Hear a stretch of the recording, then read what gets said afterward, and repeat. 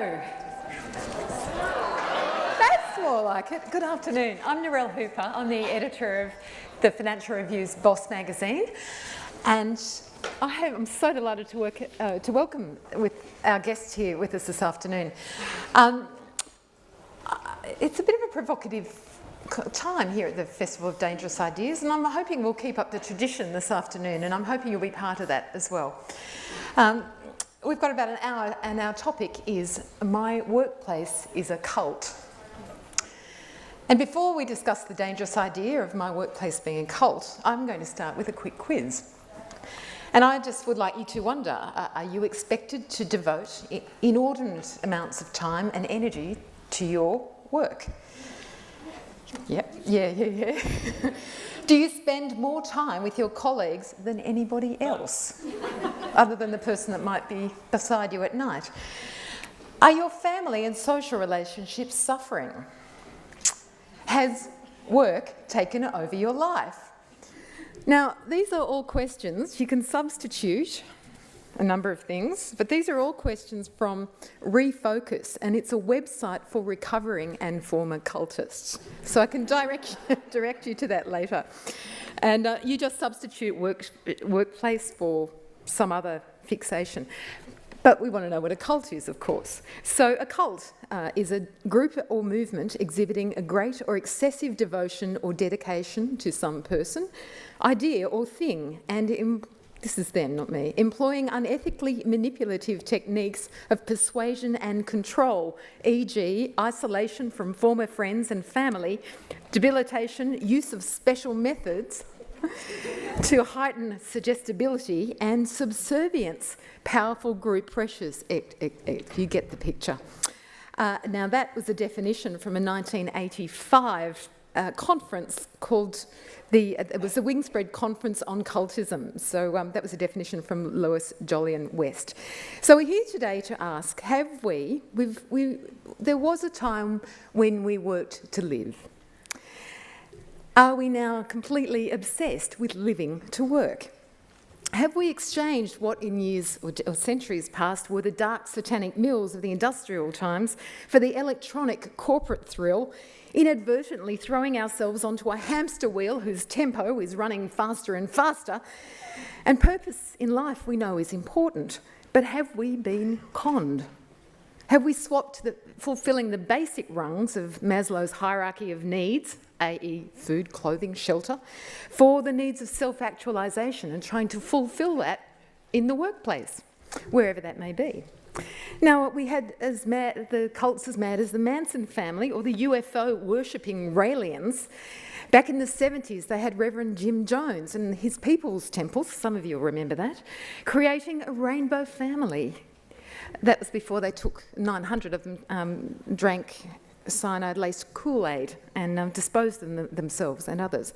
But these days, in the 90s and the noughties and the 2012s, we have Professor Jim Collins and Good to Great, or Built to Last, or a whole lot of management psychobabble that is all around how greatness is a matter of conscious choice and discipline. That's all it takes. And we drink the corporate Kool-Aid. When we clock on, we don't have to do that anymore because umbilically we are attached to the organisation pretty much 24 hours a day, 7 days a week, as long as we want.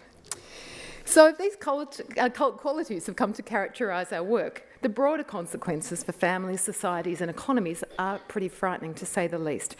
So is it time, we're asking this afternoon, to say, step away from the workplace, call in the deprogrammers and set us free? So we're going to delve into that whole issue about the changing nature of work and family and identity this afternoon. A little bit of housekeeping first up. If you're checking your smartphones for the results of an important sporting event, please do it quietly and keep the phone on silent. A reminder, the session is being filmed and recorded. Now, when we come to questions, which we'll do later, please come down to the front and keep it short, and savvy and snappy would be really good too. You can tweet, however, on hashtag FODI, all in capitals, and there will be a book signing in the foyer afterwards, so please stick with us for that. Now, to help us navigate this very tricky terrain this afternoon, I'm introducing in alphabetical order our wonderful guests here. In the middle is Catherine Fox. She's one of Australia's most respected writers on work and gender. She's observed many workplaces and worked in a few herself. And she's highly respected in her long writings on issues facing women in the workplace. Best known her weekly column, The Corporate Woman, in the Australian Financial Review. She's a colleague of mine at Boss magazine as well as deputy editor. She co-authored, Catherine actually nailed this several years ago, but she co-authored with Helen Trinker, Better Than Sex, How a Whole Generation Got Hooked on Work, which posed that dangerous idea in about 2004. And in alphabetical order, secondly, is Gideon Haigh. He's an Australian journalist and author of more than 20 books, including most recently The Office, A Hard-Working History. And it was a hard-working effort to get through with it, not because the prose was scintillating, it was fascinating, 610 pages. He did a world tour of offices. Gideon was born in London, went to school in Geelong and lives in Melbourne, and he, as you might know, writes a bit on cricket. Now here's the man of whom our third guest, Tom Uglow, said, "I feel like a cog called in to discuss the workings of a machine with its mechanics." Tom Uglow is the creative director for Google and YouTube's Creative Lab. He's a creative, welcome. He's based in Sydney, though latterly migrated, and he admits to being a geek with arts and literature background. He's fascinated by the future implication and uses of technology. I'll go on to describe a little later. He actually calls himself a techno-bibliophilic. Now, I think that's someone who's fascinated by technology books, but he might tell us. Would you please put your hands together and welcome our three guests this afternoon?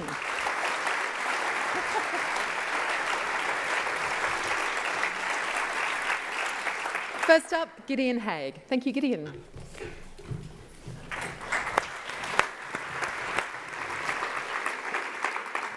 Thanks, Darrell. I might as well begin with a poll. Who in the audience here has come from an office today or been in one in the last week? I'm among my people. Well, that's the way I look at it when people ask me, why did you write a book about the office? Well, I mean, who on earth couldn't be consumed with fascination by experiences so universal and a building form so characteristic of our modern technocracy? We're a world of office workers, and we've become so in the space of roughly a century, and it's a change as utter and irrevocable as the Industrial Revolution, and we're part of it. We're a society that used to grow things and make things and work with our hands. Well, now we work with our heads, and we accrete and circulate information to people like us. We have meetings, we compile reports, we brainstorm ideas, we push numbers around screens, we complain about the coffee, we try to make the photocopier work, we chat and joke and flirt and fantasise. You know, all human life is here. The office, A Hard-Working History, concerns the development of the office as a commercial, administrative, architectural, social and cultural space. And actually one of my earliest realisations in the book was that what we now think of as office work, clerical, supervisory, managerial, actually predates the idea of a purpose-built space for it. The consummation and documentation of commercial transactions is as old as trade, probably about 10,000 years. But it took place basically where the work was, wherever there was room, skill, and a flat surface. I see the office, the modern office, is flowing chiefly from two sources, from merchants with their developing aptitude of handling correspondence and record keeping, and from monks, who were the first people to divide working days and working spaces. But it took quite a long time for the office to emerge as a purpose-built space in its own right. From 1600, probably the largest commercial enterprise in the world was the Honourable East India Company, but for the first century of its history, its very modest secretariat operated from rooms in mansions associated with the governors. Capitalism was just too small scale and precarious to lend itself to large permanent buildings. And not until its future was secured by the so-called Award of Godolphin did it build a building, a grand classical building in Leadenhall Street, as a mark of its confidence and permanence. But even then, work proceeded, it seems, at a rather leisured pace, such that the clerk Thomas Love Peacock, who was also a poet, provided this immortal rhyming summary of his toils. From 10 to 11, ate a breakfast for 7. From 11 to noon, to begin 'twas too soon. From 12 to 1, asked, what's to be done? From 1 to 2, found nothing to do. From 2 to 3, began to foresee that from 3 to 4 would be a damned bore.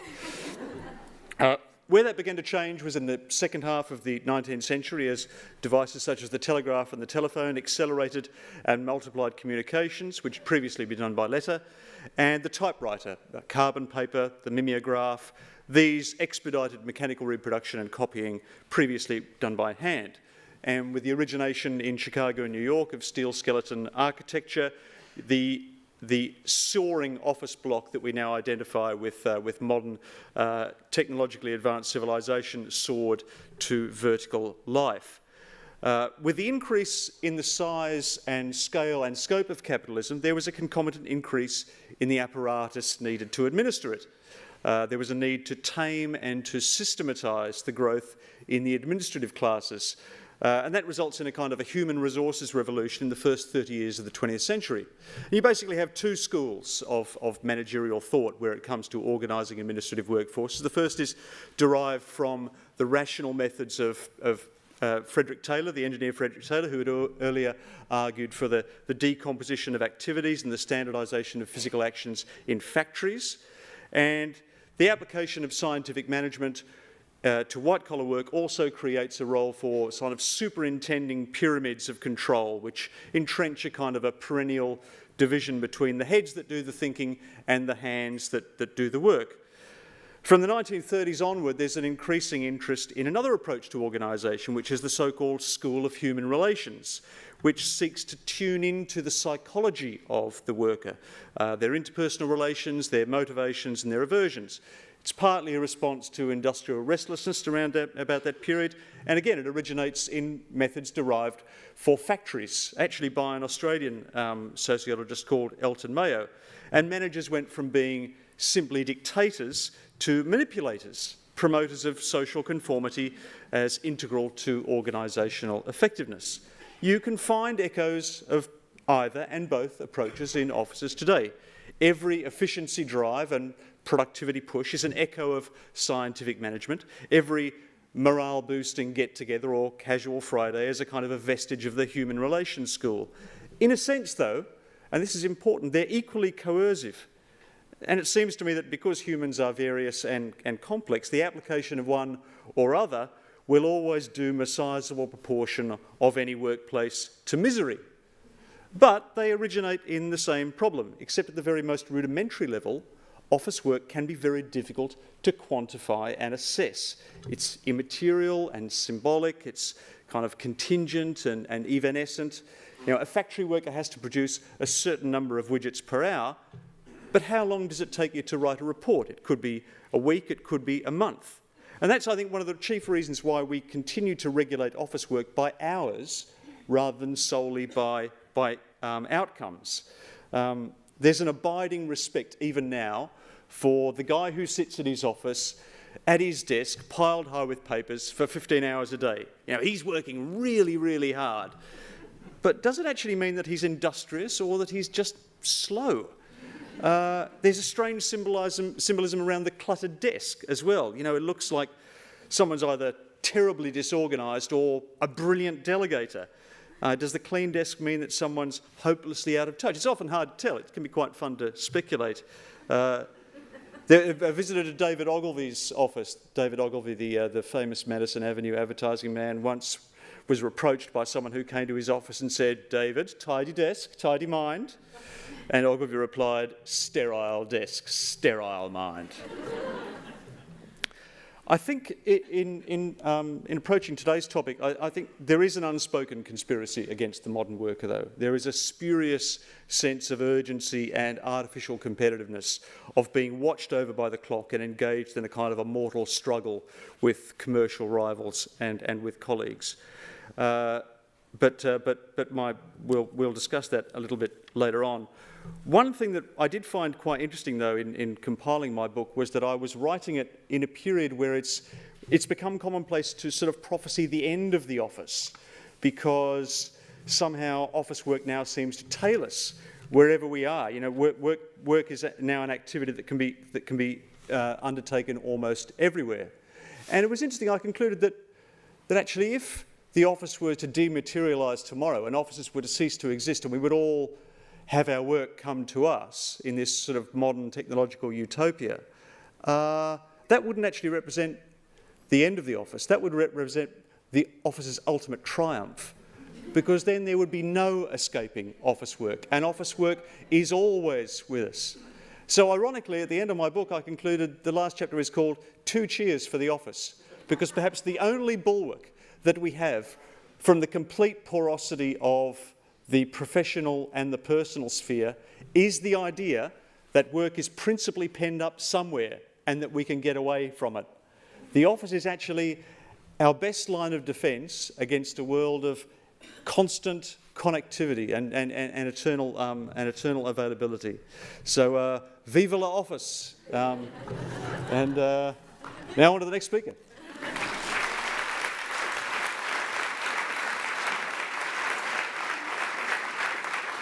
Haigh is in the building. Catherine Fox, over to you.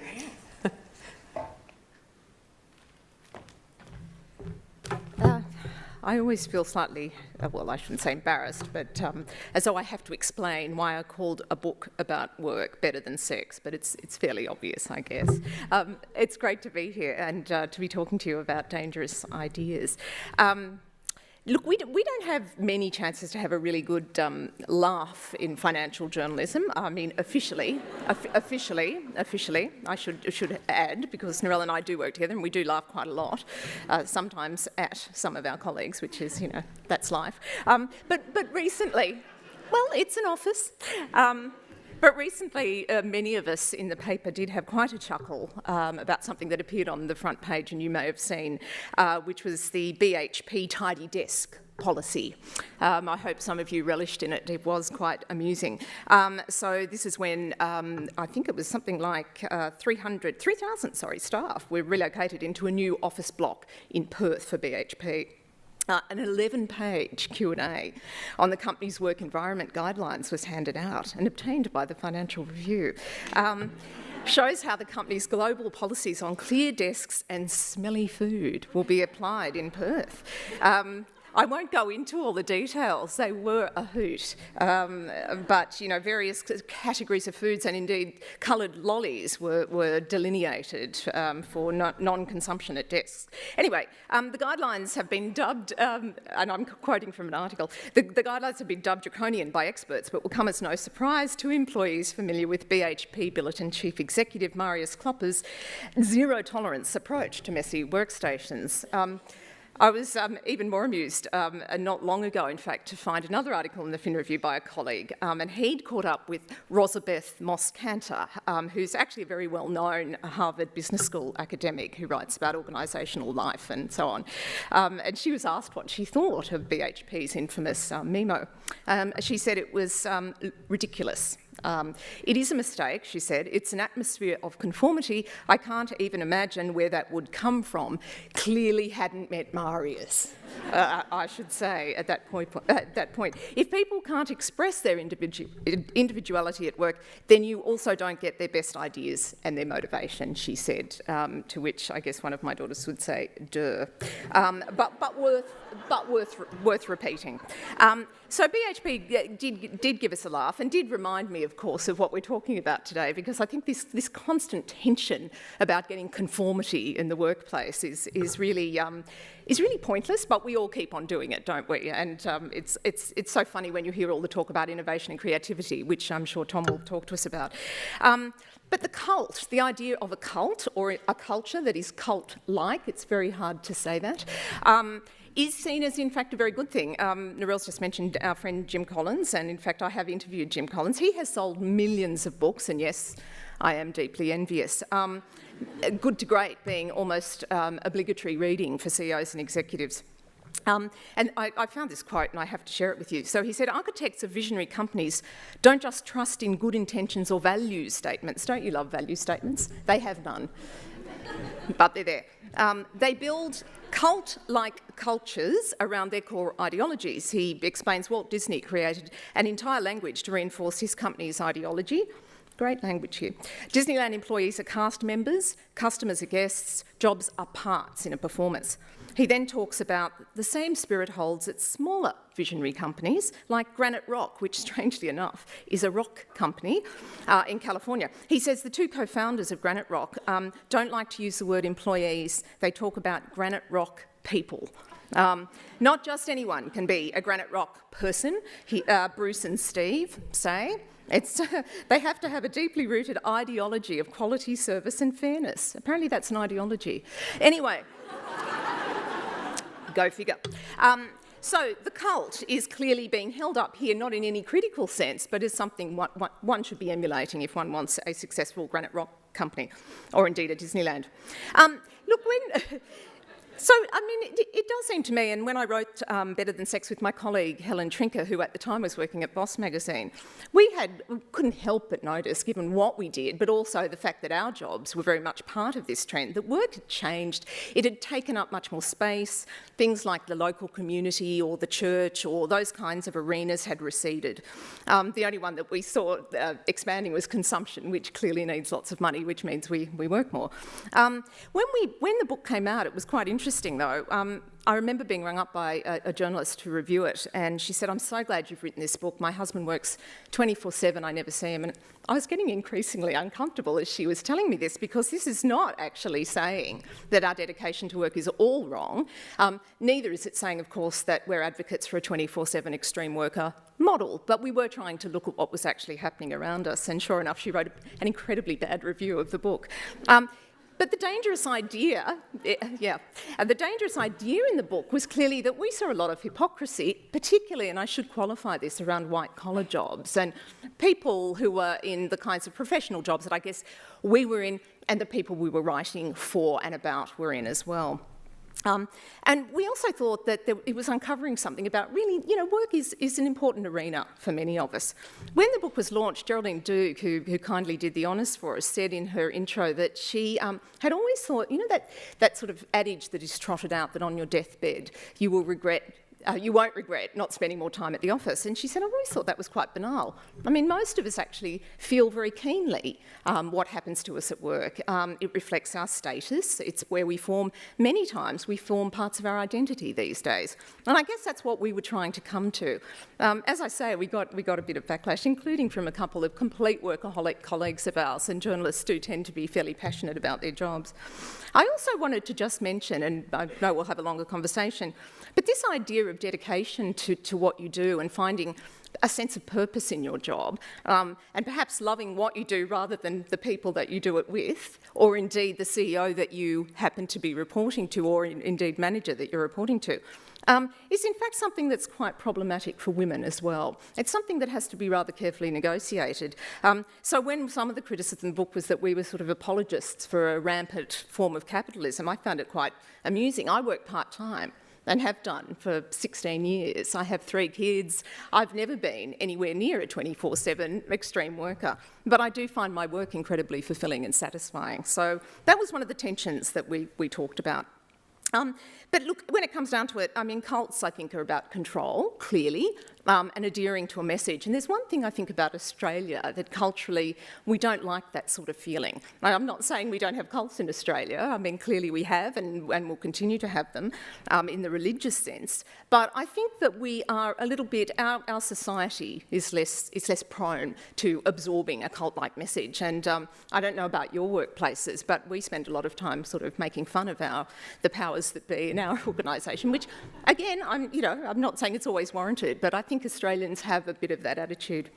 I really think you don't have to be a member of a cult to find what you do rewarding, and indeed to find that it is an important arena of your life. It shouldn't tilt out of balance, and I guess that's what we were saying in the book.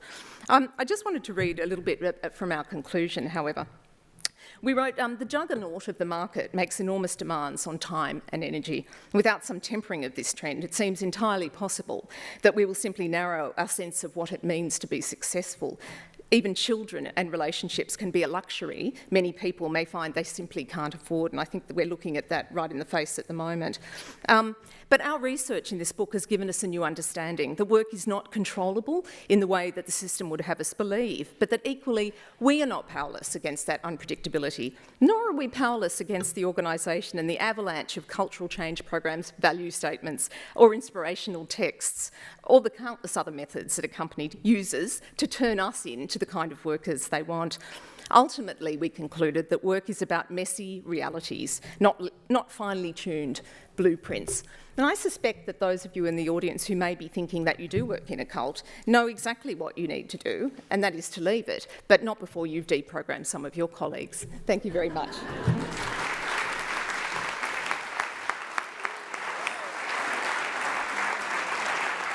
Thanks, Catherine. And now I'd like to introduce our on-stage example of a member of a living, breathing corporate cult. I say that in the most pleasurable way. Please welcome Tom Uglow. Thanks, Tom.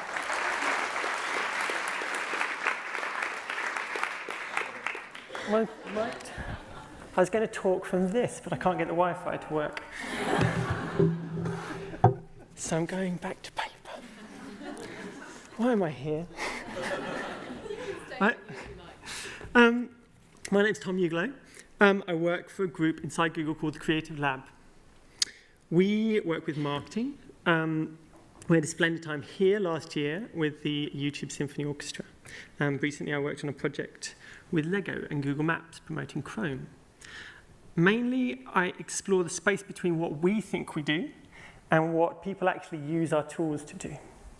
I work with creatives and developers all around the world, and we explore different things you can do. It's called creative, but really it's just play. I get to play. It's a really good job. So, I want to clarify that this is not my area of expertise.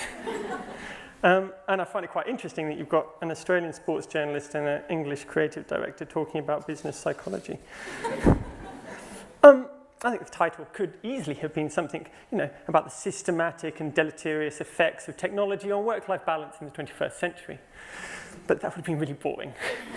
So instead, we get to talk about cults. I spoke to a friend, an Australian friend, before this began, and he said, the most important thing is it should be a violent debate. This battle of wills, philosophies, and beliefs. That's the only thing that's going to make this work. And I'm horribly afraid that we all think the workplace is a cult. So, in the spirit of sportsmanship, I've decided to be militantly pro-cult. My dangerous idea is that not only are cults a good thing in business, they're positively beneficial to society, to culture, and to productivity. I work for a cult, and I really enjoy it. So, it should be fun. What is a cult? We had a sort of definition. It's a pretty fuzzy term, really. You have cult heroes and you have cult bands. You can be a cult director, but you don't really want to be a cult leader. You can have a cult following, but you don't want to be a cult follower. That's basically how you want to play it. And I think in the common vernacular, it's basically a bunch of people who believe in something or someone and who behave as a group in a way that everyone else thinks is weird. Or it is something or someone that absorbs all our time and energy, something that captivates us, that we obsess about, and that seems to steal us from our loved ones, like Facebook. So, is my workplace a cult? Well, do I dress in Google-branded clothing? Have I ridden a Google bike while wearing a Google-branded cycle helmet with a Google bag, Google t-shirt, Google beach towel, and carrying a Google Frisbee? I do wear Yahoo flip-flops for context. Oh, those are thongs, aren't they? Yeah. It's very odd in English. Did I use my child in an ad for Google that was shown during the Oscars and was then seen by millions of people on YouTube? Guilty. And by guilty, I mean really guilty. I may never actually live that down. I drank the Kool-Aid, and it happened. Yet it's been 7 years and I'm still kind of high on it. So let's examine some more similarities. Does our cult have a god? Well, yes, our god is data. Do we have high priests? Yes, they're called Larry and Sergey. Do we have a temple? It even has a name. It's called the Googleplex. Do we have a mission, a sacrament? Yes. It's to organize the world's information and make it universally accessible. It's actually quite important. We have beliefs. We literally have, it's like the 10 Commandments. We have a list of 10 things we believe to be true. And you can Google it. And it starts with, number one is put the user first. Number two is that one you all know, don't be evil. Number three is do one thing really, really well. And then, there's some other ones. In my company, in my cult, we have funny names for each other. We have Googlers, Nooglers, Greyglers, Gayglers, Zooglers. This is legitimate names. When you actually work there, you don't even think that's weird. You're just like, oh, that guy, he's a Noogler. Yep, don't worry about him. The good-looking one, he's a Gaygler. Not one of you. So we have our own language. Well, we have millions and millions of acronyms, and we have this crazy workplace filled with perks. We have massage and sort of dog-friendly offices. We have micro kitchens, games rooms, nap pods, yoga, author talks, chefs making breakfast, lunch, and dinner, a gym, electric cars, ski trips, and quite a lot of ice cream. But apart from that, it's really very like any other office. Besides, those things don't actually keep people at Google. They bring people in. It's for the tourists. I've never even played Guitar Hero 3 at work, and how many people can say that about their office? What keeps people at Google is a sense of belief and a sense of being part of something bigger and having a say in that. And actually, that's something any company can do. Mainly, you find people at Google, Googlers, have a strong sense of mission and a belief in what we're doing, and that they can make a positive difference to the world. And there are entire teams at Google dedicated to odd things like the environment, or to charities, or to fighting against our own worst instincts. We have a group that are called the Data Liberation Front. So weird, it has to be true. And there's someone with their head in their hands. I'm pretty sure they're from my PR team. And it's their job to make sure it's always easy for people who put anything into Google to get it out of Google. On the other hand, there are decisions that get made that Googlers might disagree with, and I'm sure you can think of a few. And then we argue passionately. But overall, I think it's a good cult. It's more Rocky Horror than Branch Davidians. And I know what you're thinking. Poor guy. That company intentionally makes his workplace engaging, enjoyable, and fun so they can exploit him to their nefarious ends. And he is clearly brainwashed into believing everything they say. Exploitation is bad in any guise, whether that's the sex industry or forced labor. But this isn't exploitation. I'm not being massaged into indentured servitude. We are complicit in the act of work. We have free will, unless that's a delusion. I wasn't here last night, but not sure. And we do have to work. We have the choice of where we work and what we do, and that's an incredible privilege. It's an opportunity, not a burden. Okay, so not all of us have to work. Most of us have to work. And we work for love or money, rarely for survival itself. If you work for money, then you need to negotiate, which means exercising the freedom to walk away. And it's true, technology causes flexibility, and that flexibility creates fuzziness in our working lives. The boundaries between work and leisure are kind of disappearing. Everything changes. And that fuzziness has benefits too.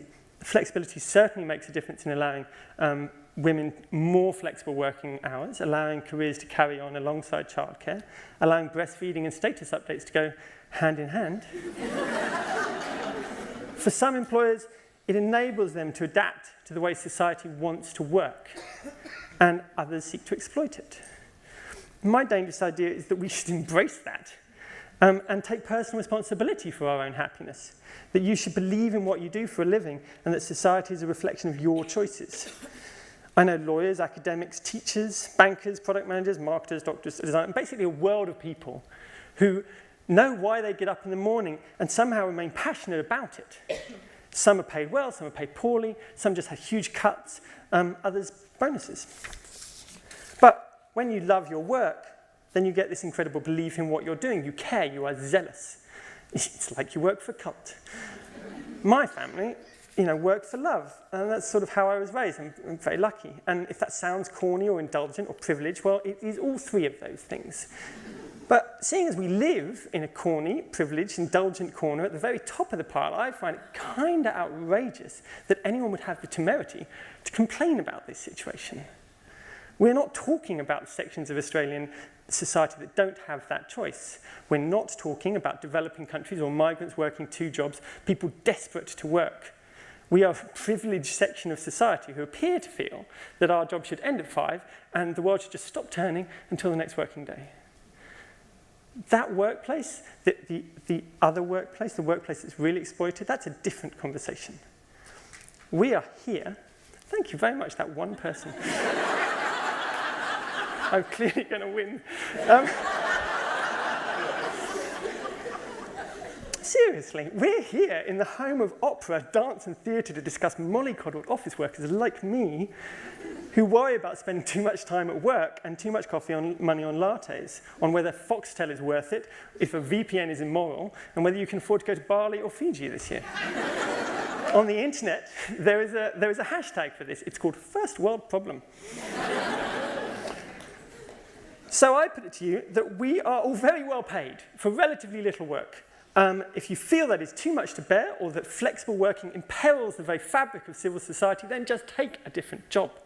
Start a business, lower your salary, lower your standard of living, lower your expectations, trade in that time for time with your family or with your neighbours. Do more yoga, drive a cheaper car, breathe.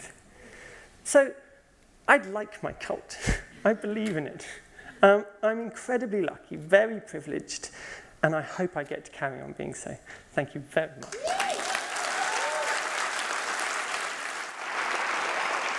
Thanks, Tom.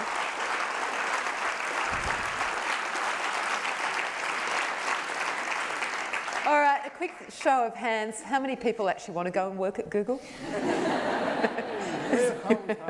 All right. Well, look, bearing in mind that, yes, this is a bit of a first world discussion, it does kind of fascinate me. I did a little bit of calculating on the numbers because it made me start to wonder that if we're not working, what else do we do?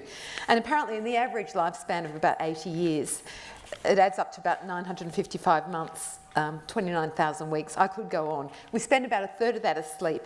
About 128 months working, and that's just a standard 8-hour day, okay? So if you're an extreme worker, that could be a lot more. But I just wonder, oh, look, by the way, we spend about 13 months on the toilet. I just thought that was fascinating. Some of that at work, and 4 years doing the housework. Toilets at Google. They're very blue. No? Okay. So my question is, if we didn't give all this time at work, and let's assume we could fulfil the basic needs of food, shelter and stuff, what would we do? I don't know. Do you want us to know something awful about the toilets at Google? They're heated like that. No, they're not that luxurious, but they do have sort of things to read about work on the back of the door. Oh. Is that awful? What? We've just had the definition of the cult, haven't we? I think the one for engineers is called testing on the toilet. Well, they're not alone. And I share this story about Fortescue Metals, which is creating an iron ore kind of empire in the West. And on the back of the toilet doors at Fortescue Metals are the company values, just in case you forget. That would be the company that just sacked 300 people and refinanced it. But anyway. That's right, because they wouldn't reduce their equity and needed to somehow deal with their debt. That's right. So it does. They've still got their values, Narelle. They've still got their values. Yeah. Now, Catherine, I had a question for you, which was, it was Alain de Botton, the philosopher, who said that we are living in a unique era these days where we're encouraged to seek happiness through our work. Yeah. And that I didn't kind of come around just this century. Benjamin Franklin kind of looked at that a couple of centuries ago.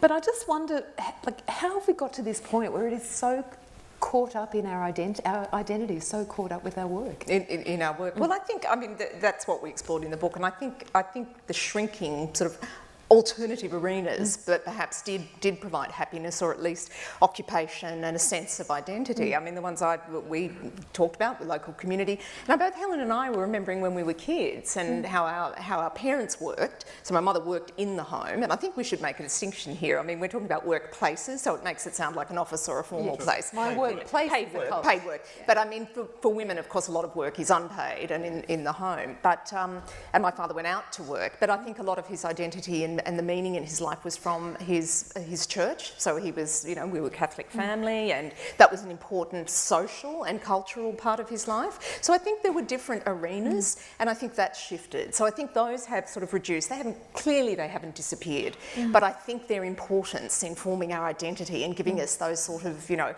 happiness buzzes, I suppose, has changed. I also think, Helen and I were saying when we started Boss Up, Fast Company had just come out, and not long after Wired came out, so in that sort of publication space, suddenly work was kind of cool. And I think the whole technology revolution that's happened, listen to me, you know, I'm getting on, indulge me.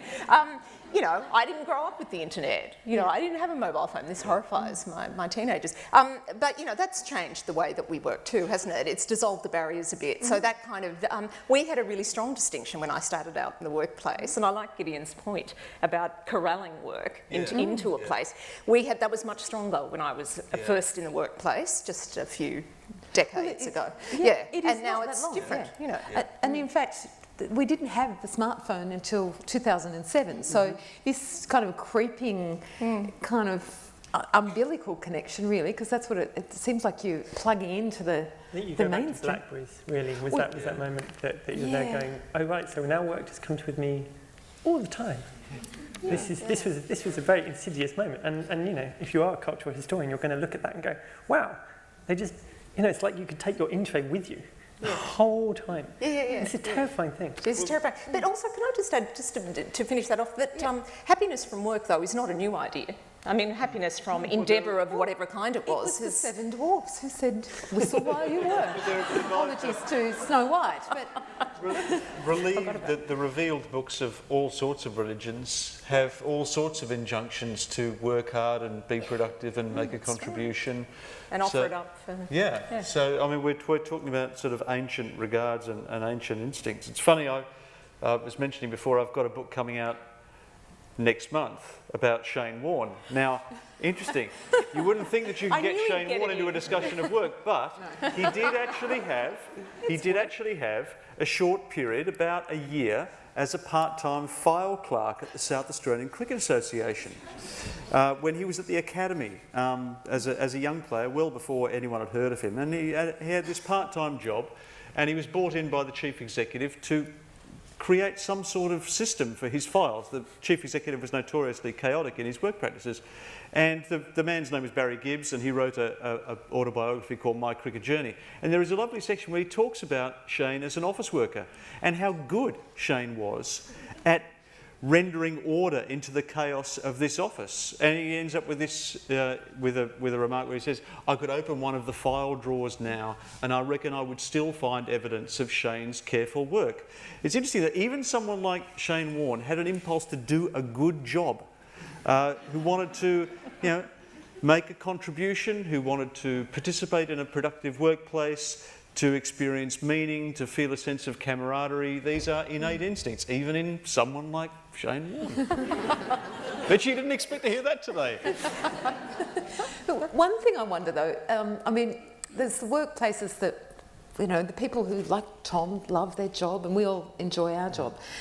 But Australians are notoriously, we're largely pretty unengaged with our work, and they have to go through all these things of measuring and monitoring our motivation and our engagement levels and all sorts of things. But from my recollection, a level of engagement by Australian employees in the workplace is actually really low internationally. Is that Comparatively speaking, I think it is lower. But I think that's what I meant about the cultural sort of resistance to some of this stuff. Because but I don't think that compromises your attachment to what you do. See, I would make a distinction there. So what I was saying is I think vision statements and all that kind of stuff, I think we do have a bit of an allergy to. I think it's cultural. I don't know, Tom and Gideon, if you think the same thing, but I suspect we don't feel comfortable about that. And I think, therefore, engagement surveys and so on, we see as a bit of an extension of that. Oh, here we go again. And yeah, sure, it's anonymous. Yeah, I really believe that. You know, I think there's a bit of a suspicion. Tom's not, he's shaking his head. You know what, there's quite a lot, that does exist, and it's kind of hardwired into our culture, because we really believe in metrics, we really believe in measuring everything, so everything has to be measured, just including how happy you are. And actually one of the most crucial parts about that is that at the end of that process, process takes about 2 weeks for everyone has to fill in these forms. And then at the end of that, you have at least 8 months of them competing to make sure that isn't a problem next time round. So whoever's responsible for the thing that was pissing everyone off, you know, they're on the, you know, they're in the spotlight. So there's an incredible drive, and you see that. So the company is very driven at understanding its users, who are the people who work there, and then responding to that. And a lot of this is, it's very interesting hearing you talk about, basically I work for a company that does all the things that you talked about, but they mean them, and they do them with the goal of improving the quality of the experience for everyone who works there. But Tom, rather than an empty rhetoric. Tom, they're also hugely. Yeah, I know it is. That's what's so ridiculous. But Tom, they're also hugely profitable. Yeah, that makes everyone. That tends to make people very happy. I know. Well. Gives you a warm feeling. I'm not sure they're hugely profitable because they're happy. It's a kind of, you know, it's a bit difficult. If we were really rubbish, I wouldn't be sitting here. And in fact, I am wondering with the global financial crisis, and there was a moment in that where, I mean, people went off and started doing more gardening courses and you know, off to the library, and kind of, it was almost like we collectively woke up. So has there been a backlash against the kind of organisational culture and the workplace in the years since, because the money started to run out and we started to realise just how rampant this consumerism? Well, the interesting thing is that average working hours for Australians don't seem to have changed very much, according to the ABS data. From the 1980s to now, it's sort of been around about the 35 to 33 hour week. It hasn't changed all that much. One of the reasons for that is, of course, that more people have gone part-time, and I think the proportion of, it's now 70% full-time employees rather than 84% in the 1980s. What I think the stats are failing to pick up is the degree of polluted time, though. You know, this activity that is a blur between work and leisure. You know, the email that you answer while you're watching TV, or the phone call that you take in the middle of the family dinner, or the conversation that you have about work while you're watching your child play sport, or the text you answer, the presentation you work on the train, or, you know, I wrote a column on the train yesterday, because I didn't have time during my day. I was doing a lot of commuting around Sydney, and I had to write a column, so I wrote it on the train out to Rydalmere and on the train back to Rydalmere. Fortunately, it's a long journey to and from Rydalmere. So, but who tallies those up? I suspect that we've kind of become inured to those encroachments of work on what we used to consider our private time. In fact, maybe we might be even conditioned to welcome them. You know, in the sense that, like, lab rats, you know, become accustomed to stimuli, and if they don't get it, they go looking for it. Yeah, well, it's a good point. We're going to invite questions here, so for those in the middle, please make your way, if you'd like to, down to the microphones. There's a microphone here and on the other side. I've got lots of questions I could ask, but I'd really like to welcome you into the conversation. So there's one here. Thank you. And accompanying that is that split attention span. Yeah, and I was literally sitting on the couch the other night with a laptop, the smartphone, and I pulled up the iPad to look up something else, and then I stopped myself because I thought this is going too far. Well, I think just to pick up on that, after generations of working with computers, I think we've actually subtly fallen in step with their processes, because they are about simultaneous operations, computers. I mean, I'm intrigued about whose responsibility this is, because I take your point. I work very hard, and I don't mind it. With regard to the companies who you know, the point we were just making, this is sort of esprit d'escalier, and they go, oh, I should have said they've been doing that since they were in a garage. And any company can do those things, yeah. Like, you can make that an important part of your DNA, your values, and you can stick to your values. That's not expensive. Sort of having integrity is not expensive. It might mean you go out of business, but it's not expensive. Okay. So, anyway, questions? Yes. Good. My name is Inez. I left a cult very similar to Google to start my own cult. My question is for Tom. I'm actually quite excited with the workplace today and all the new philosophies that are converging, IDEO with design thinking, lean manufacturing, agile for software development. What does excite you that is new, revolutionary, that is coming our way in terms of workplace? Coming your way? Our way, in terms of work. In terms of work? That's a really good question. I'm going to talk about how I work, because I'm not sure that it's completely normal. I work in a very, very collaborative way. So whichever organisations I'm working with, wherever they are in the world, whichever individuals I'm working with, we work on live documents. We have a kind of, like you talked about Agile, which is a process in which you work in short sprints rather than a cascading sort of project management way. And that, what the internet basically allows you to do is to work in a live dynamic environment, to collaborate across the world on written docs and on coding and on sort of VCs have now become free. I mean, it's quite remarkable that it's now free to have a 9-person sort of video conference with people anywhere in the world. I mean, that's from in a working environment. I think that should be totally changing the world, and for Australia particularly, because you've been, I mean, no disrespect, isolated. Because there wasn't that potential to communicate with the world. You've got, the NBN coming in, the ability of the internet to transform relations, to remove geography, to totally empower people who want to start businesses in this country and work as if they were anywhere else in the world. That's well, I don't know when it comes in, but it's pretty soon. So I think that actually the technology and the ability of technology to remove geography is fascinating. Thank you. Thank you. Other questions? Well, I'll keep the questions coming. All right, I do have to ask this question. The 3 a.m. test. The phone rings at 3 a.m. Do you get up, or you hear the little beep into the phone? Do you have your phone on next to your bed at 3 a.m?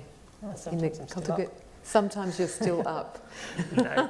There's no blurring between the lines. I actually moved to Australia for better work-life balance. He's got a 10-month-old. Of course he's up at 3 a.m. I was just going to say, 3 a.m, that means my 20-year-old's in a nightclub somewhere. Exactly. No, I'm at the other end of that. It's like she's in King's Cross and something's gone wrong. So I'm at 3 a.m, I'm answering. Yeah. No, actually, I that's this thing about responsibility. I'm not answering the phone at 3 o'clock in the morning. No. But do you kind of sneak off to the bathroom and check your emails? Do you check your emails? Anybody else?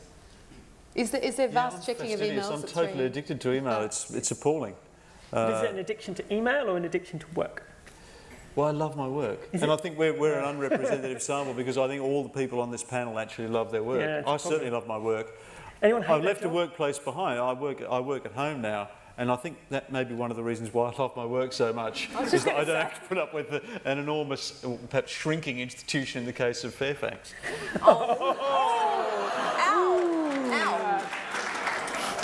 We're going to move to the next questioner, who's very thoughtfully standing at the microphone right now, because the three of us. This question isn't to anybody in particular, but if work is a natural thing, why do we have so much legislation governing it?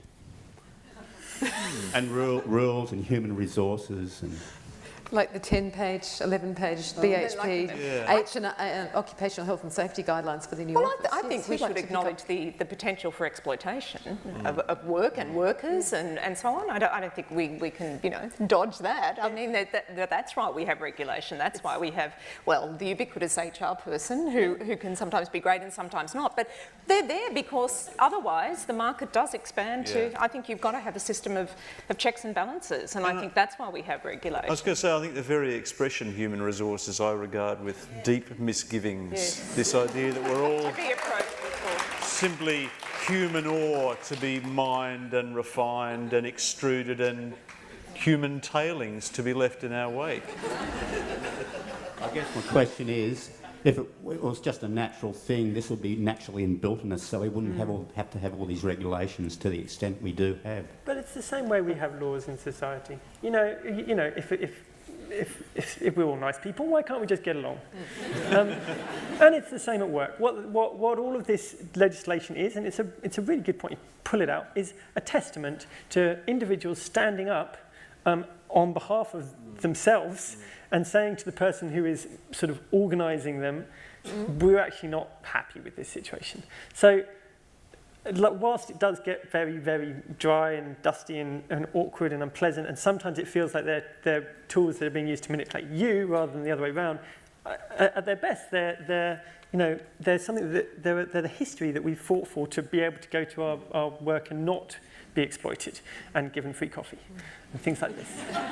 Well, and we call it things like Fair Work and Work Choice Acts, but I guess in this...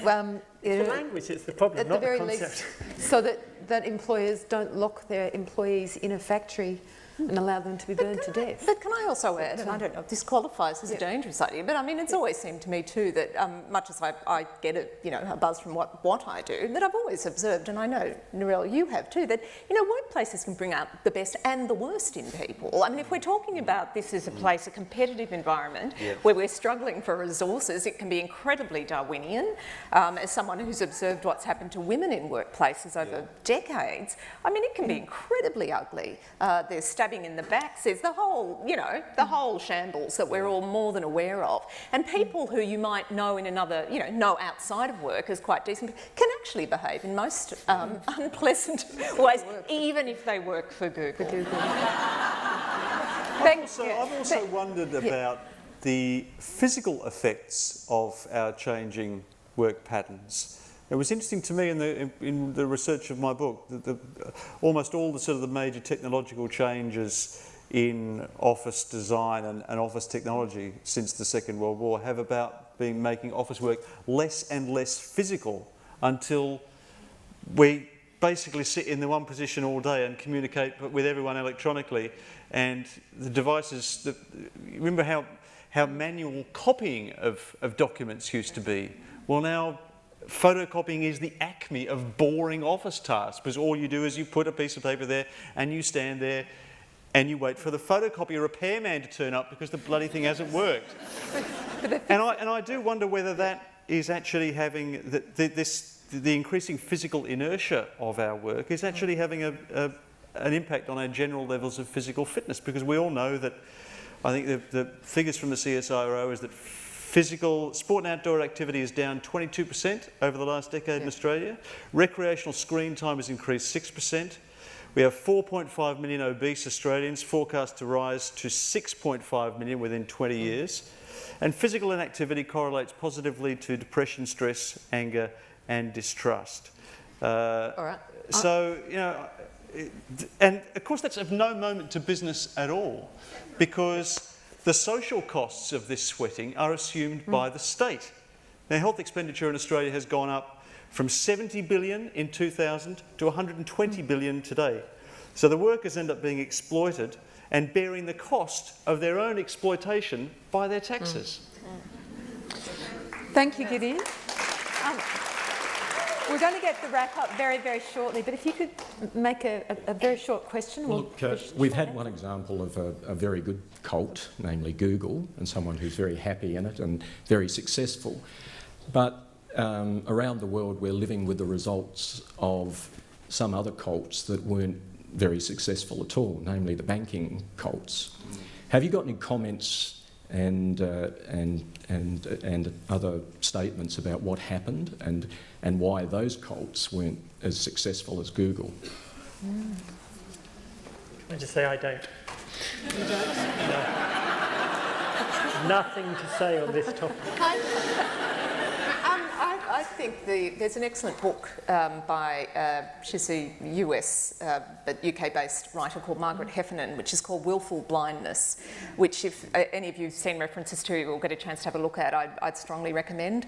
And she looks at what's happened in the banks. Enron The expression, actually, she was covering the inquiry into Enron, and the judge actually used the expression. And I think, groupthink, willful blindness, chasing profit and nothing else. I mean, I think there's a whole lot of ingredients there, and they are indeed cult-like. So there is a very black side to that. And I think the sad thing is that we haven't learnt many lessons from that. So even though we've had some fantastic sort of analysis since then, it seems to me that the business world really didn't absorb seriously some of the lessons from that. And I think they're unfortunately likely to be repeated, which is a shame. Human nature. I was going to say another characteristic cult, and one that I've written about in the past, is the cult of the chief executive officer, which I think is one of the great developments in business over the last 1980s. It's interesting to me that it was never actually decided the chief executives had to be paid more. It was decided that they, in the early 80s, they had to be paid differently, so that their interests were aligned with those of shareholders rather than simply them being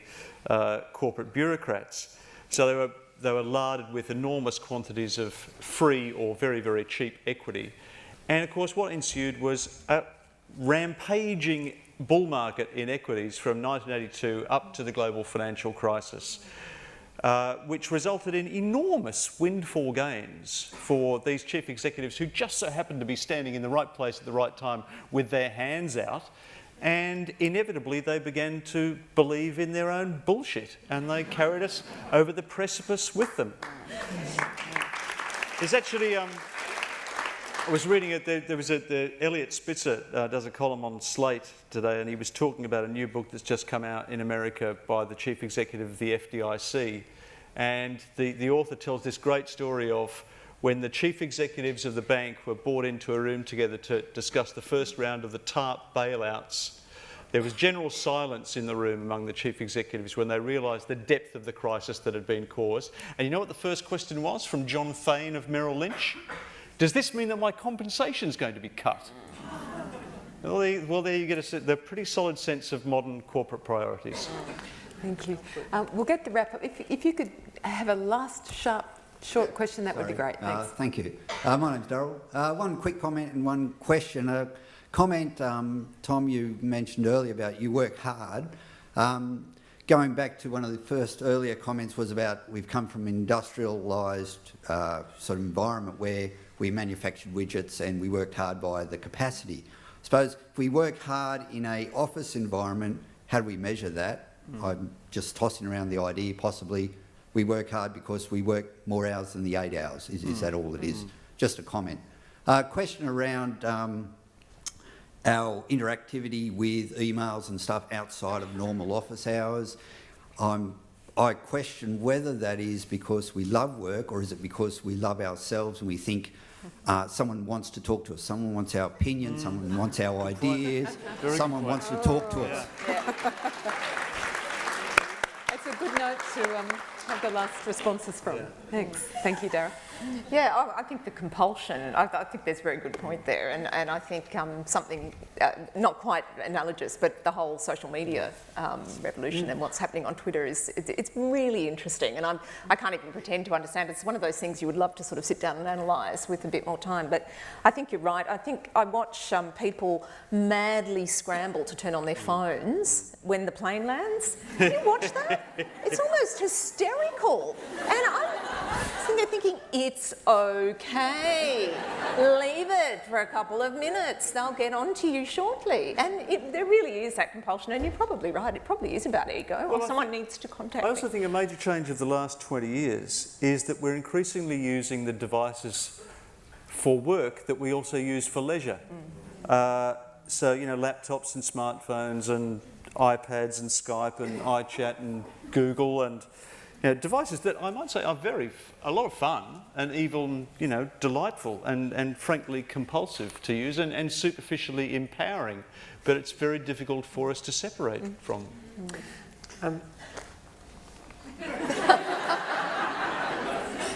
So, I agree. Technology.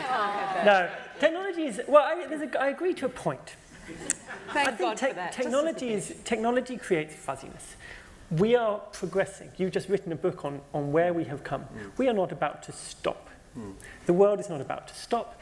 Sort of the office is not about to stop evolving. The idea that it used to take a lot of time to photocopy and now it doesn't take any time in 5 years' time, no one will photocopy. This all seemed like an absurd idea.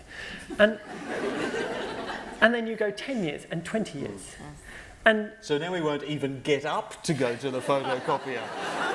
well, my point is really that we evolve. This is an evolution of our working space. And in that evolution, it is integral that the people involved in the process do not sit around and expect someone, and I don't know who that person is because they haven't been invoked, it's certainly not the CEOs, and from what I've learned so far, it's not going to be the government, to do something, because they're not going to. If you want your environment to change, if you want this cult to change, if you want your workplace to be different, either leave your workplace, change your workplace, or start a workplace. And I think that that's inherent on all of us. So for me, I just think we should take a bit of responsibility.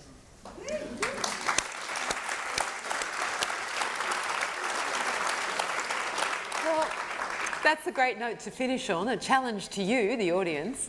Thank you very much, Tom Uglow.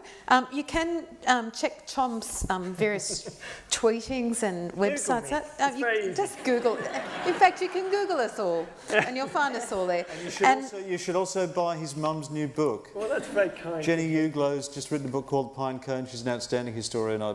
I ordered it on Amazon the day that I found out about it, and I wouldn't hesitate to recommend it. Well, there you go. Otherwise, we wouldn't be doing this advertisement. And I'm delighted that we've been able to cover this particular cult, the cult of the workplace. We could have spent the afternoon discussing Japanese foot reading cult.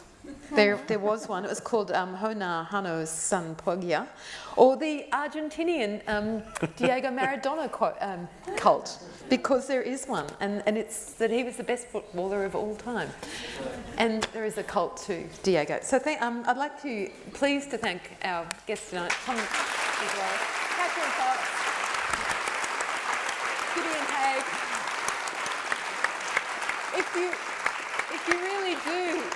If you really do want to step away from the workplace and deprogram, there's a website, whywork.org. And the woman that set that up said, I'm not retired, I'm not unemployed, I'm just not working. Thank you and good afternoon.